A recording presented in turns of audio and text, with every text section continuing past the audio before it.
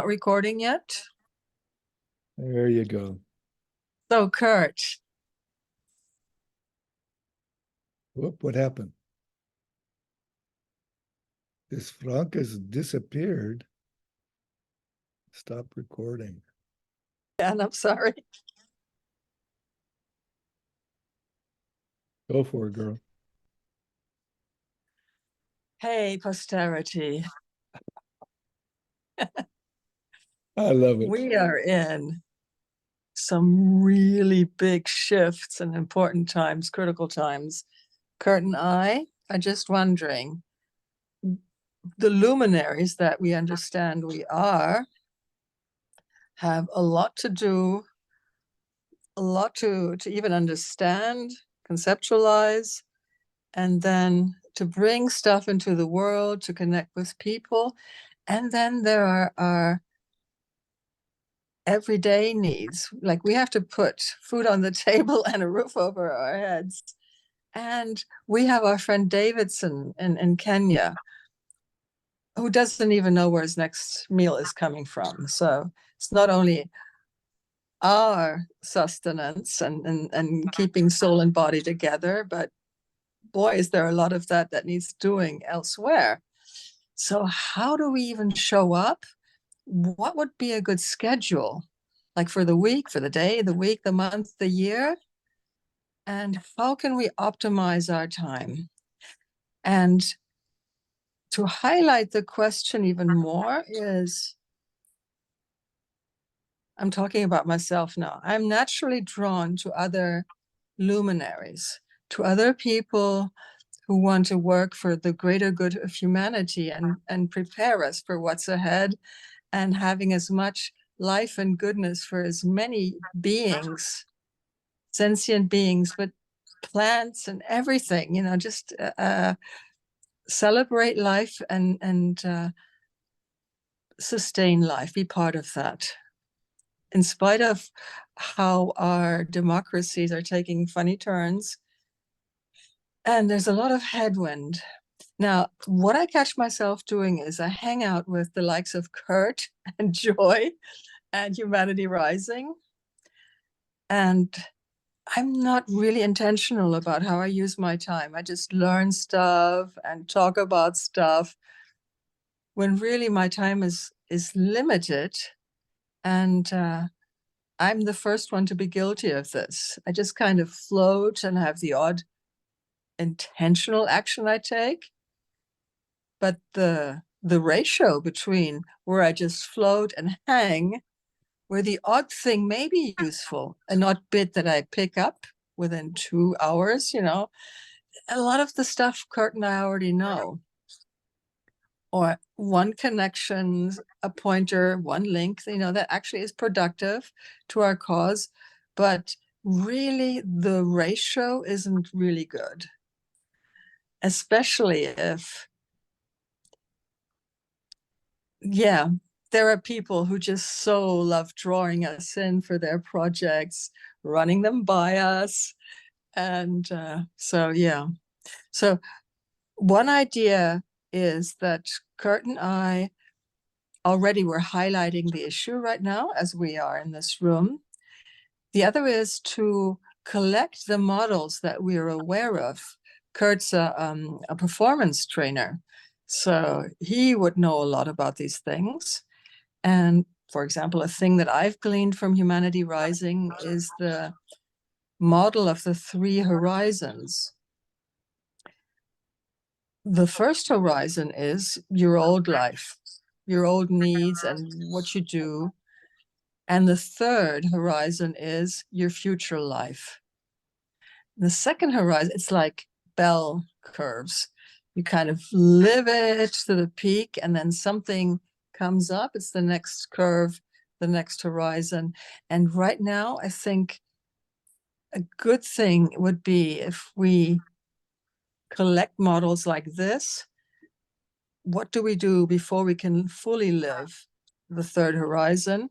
How do we organize ourselves and possibly each other? Maybe we use some tech, maybe some actual time blocking. And I'm done. I figured you were, but I just had to be able to flash this finger up in the air and offer this idea about vision. Because one of those world scriptures says, man without vision shall perish. It's actually person without vision shall perish.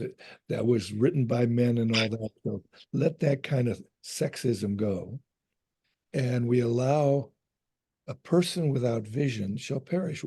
If we don't have an idea where we're going, why would we even start taking a step out our door?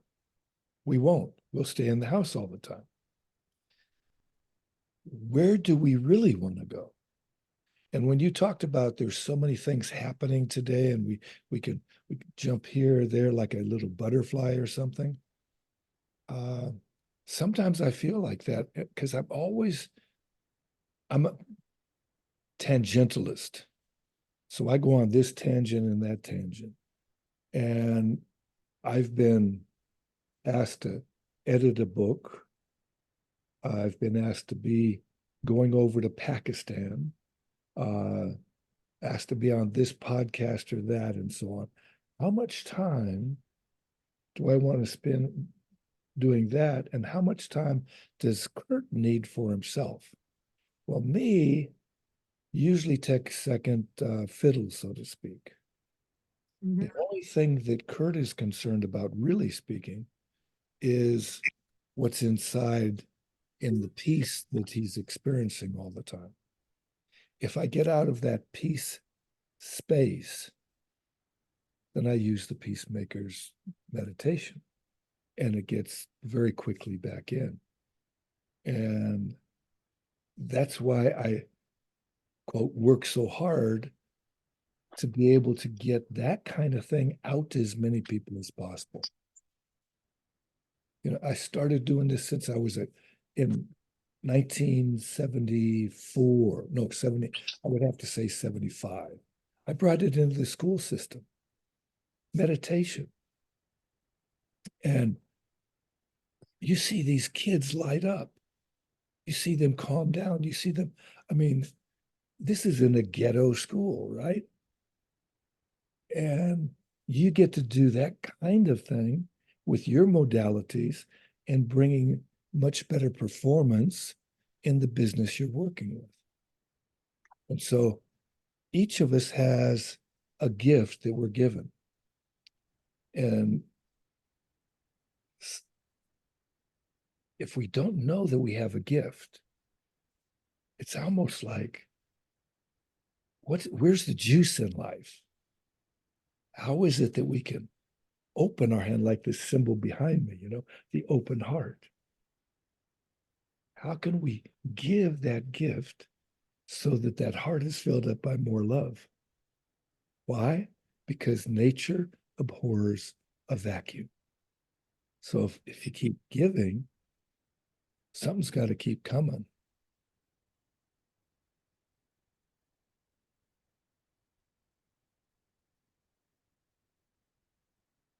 Yes. Beautiful. That was quite a lot. There was the vision.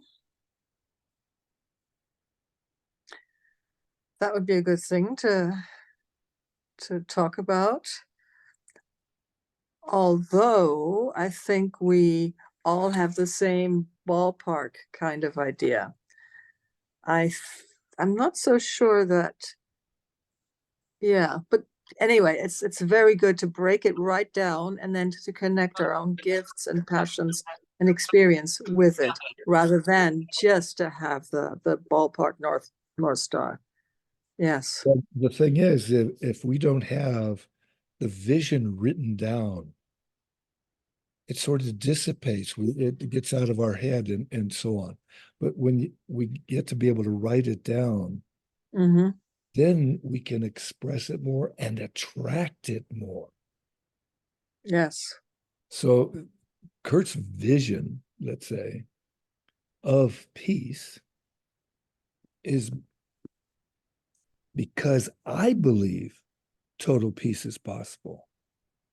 Kurt is called to be peace in a way that excites in others their vision of peace.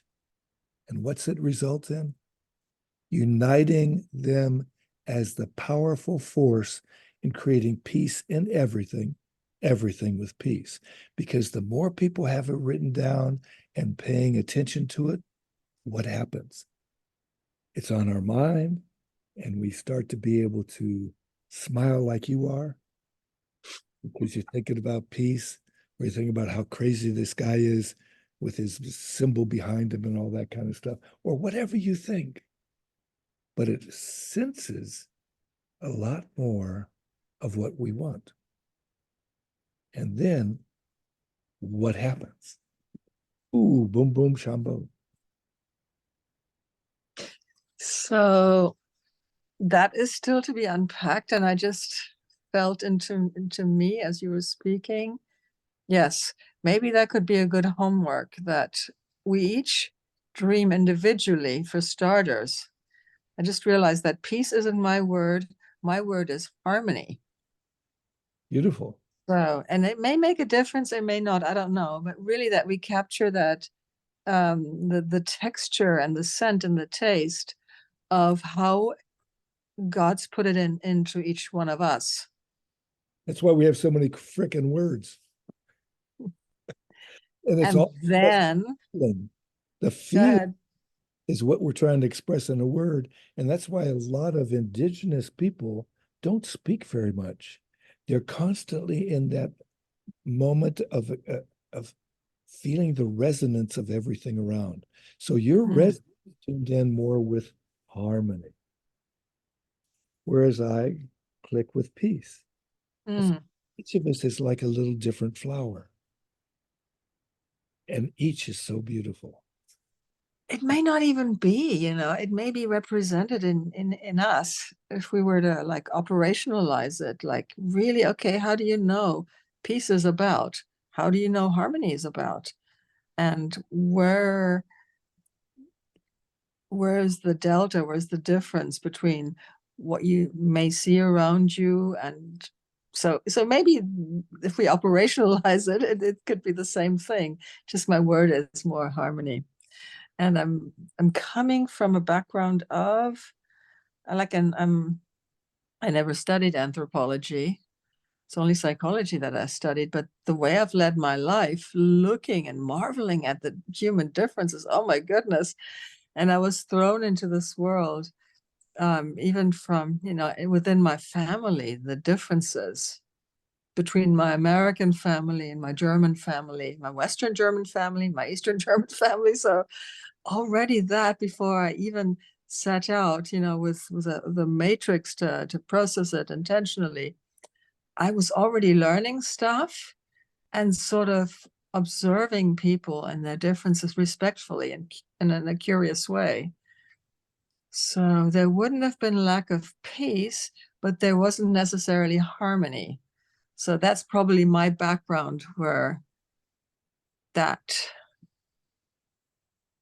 yeah, that's possibly where that word makes more sense for me.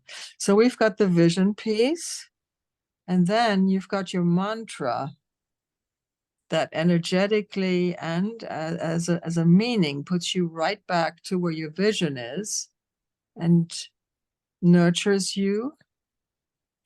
And you had a third thing. So you were even sharing that? Oh, maybe not. I can't. I was trying to capture, to recap, to summarize what you were saying. Yes. And whatever we do, I think that it also has to come back to some kind of basic time management, to the decision, am I going to be in Joy's room or not? And maybe do we have like a platform where we all get to present our projects and quickly pick everyone's brain and then graciously bow out so somebody else can present their project or something. But to me, just endlessly hanging out in a space that kind of develops, lovely people exchange lovely thoughts and experiences, I think I cannot afford to do that anymore. I don't do that anymore, and I don't want that to happen anywhere, because it's like, what good is inspiration if there can't be some perspiration following? if we can't apply what we've learned. See, that's the difference between knowledge and wisdom. It's the biggest difference because this AI stuff that people are concerned about or whatever, it can be used or abused. Anything has that opportunity. So when we hang out together and we come up with an idea, well, then we can say, well, how are we going to apply this week? And so we can put a little, some people call it homework. I like to play with things instead of, working at it. So I'd rather play with creating something nice for others to be able to experience the fruits of. So that's why when I do my morning walks, I'll pick up seeds. Simple little thing. But what do I do with those seeds? Do I just think, oh, that's a nice idea? I'm picking up these seeds. It's so sweet. They can be used or not at all. They're going to fertilize something. They may grow. But what do I got to do with those seeds? If I only keep them, I'm like a pack rat. I got to just keep it all for myself.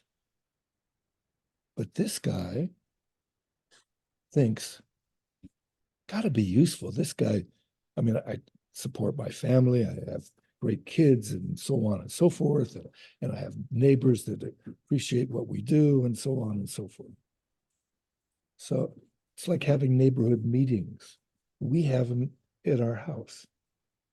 Who started it? We did. Had to take only one. Well, of course, my wife and so on. But it had to take one thought, one group, one family to start that kind of thing. And that's how change happens, through that outreach and sharing a thought that may or may not drop into the right place.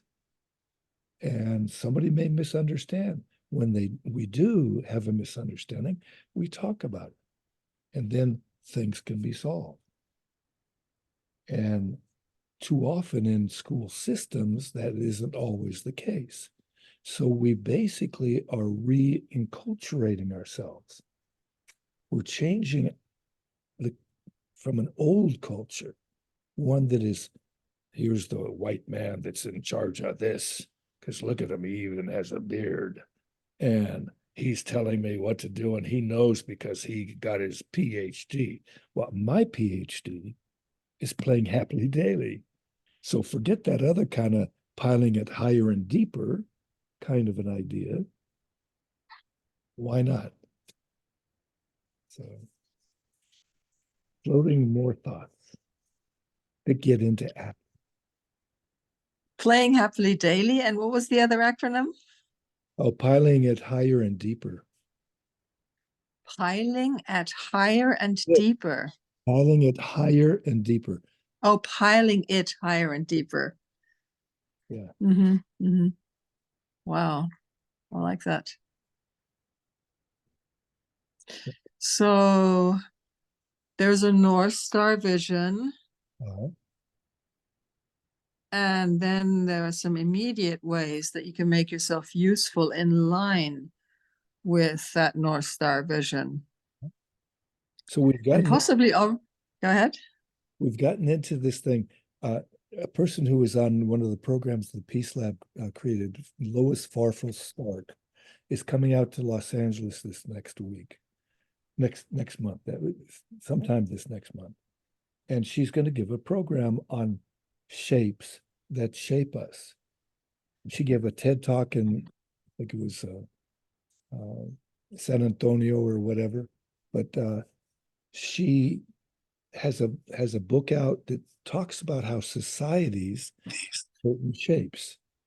So the shape that we started with is basically this primary idea, this circular idea, this idea that we ruminate and we assimilate, so to speak.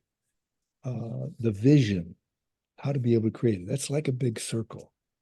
And then what you just mentioned about, well, we're going to take these steps to be able to say it's time to take those steps. And that takes the action. We're climbing that skyscraper because in the primitive times, everything was in a circle. The village was in a circle and so on and so forth. Now, the new times, what is it? This is where we get together and we are actively integrating our best experiences to be able to create an incredible microbiome in the smaller groups that affect the larger biome because we're going to take it out to the world and the world gets to be able to be fed that way of collaborating and coagulating and supporting each other and stepping even higher. Like a good coach is somebody who gets the best out of his people. And that's the same thing that nature does. So when we model ourselves with nature, boom, boom, shambo.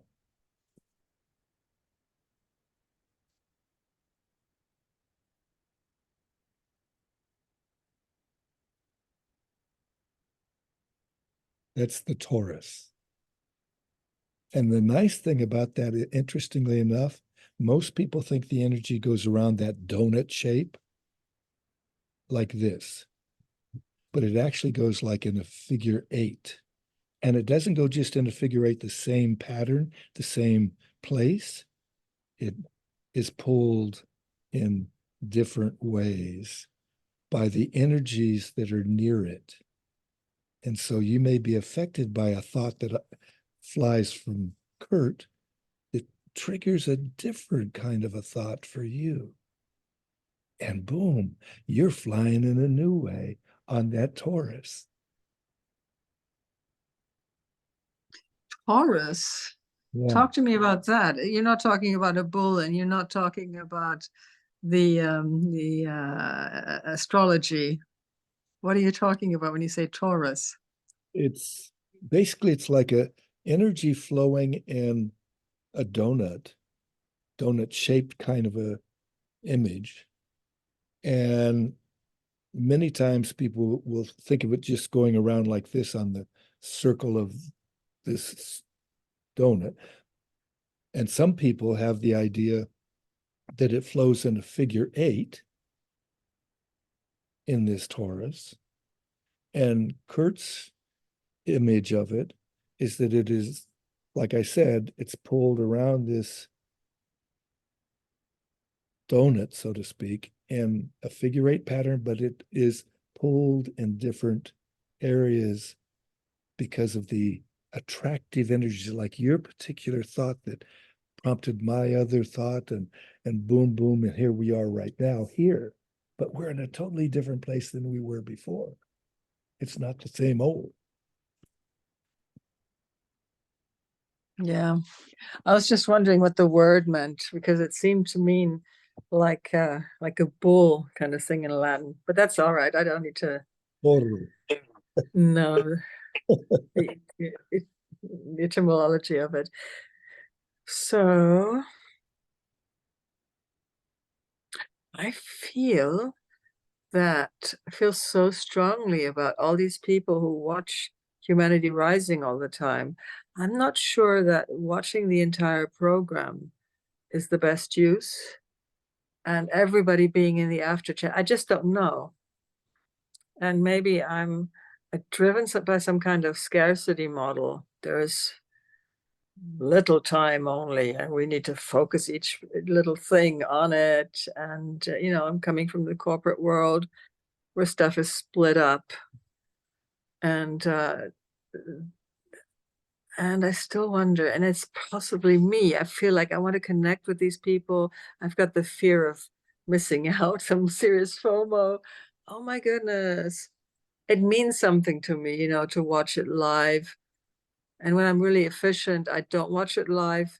I just let it run live. And then just before it ends, I just quickly look through the chat and look at it, listen to it on YouTube where I can fast forward. Somebody is presenting, goes into a rabbit hole I'm not particularly interested in, or if they're a presenter who's not concise, I then take the liberty to just happily scroll forward on YouTube. So that's one way I try to be efficient. And I'm really talking about myself. I do have a feeling that it would be nice to create a platform where everybody can maybe work out how intentional do they even want to spend their time, or maybe their life is so precious because they get to flow and float. Maybe that is important, and they want the entire day to just be inspired by whatever comes up. And those few habits like Humanity Rising or Gaia's Zoom room or the conversation with Jamin and Marco or some indigenous talking circle. Yes, we sit there forever, dancing, singing, sharing. And maybe that uplifts the energy of the planet, and it has to happen as well. That's why there's such a variety. And that again is more like having all these different kinds of flowers.